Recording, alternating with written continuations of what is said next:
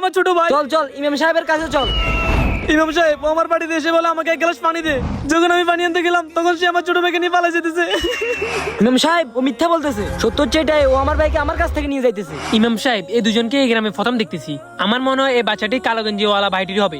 আরে না, আমার মনে হয় যার কোলে আছে তারই ছোট ভাই হবে। এই শোনো, বাচ্চাটাকে নাও, নিয়ে মাটিতে বসাই দাও।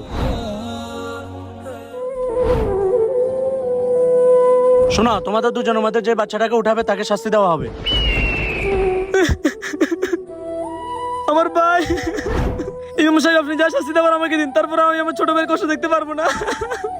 ইমাম সাহেব আপনি নিষেধ করেছিলেন না এই বাচ্চাকে না উঠাতে, এবার তো প্রমাণ হয়েছে যে এটা আমার ভাই। চুপ করো, এই বাচ্চাটি তোমার না, এই বাচ্চাটি এই ভাইটির। কারণ একমাত্র বড় ভাই বুঝে ছোট ভাইয়ের কষ্ট। ঠিক আছে, তুমি এখন যেতে পারো।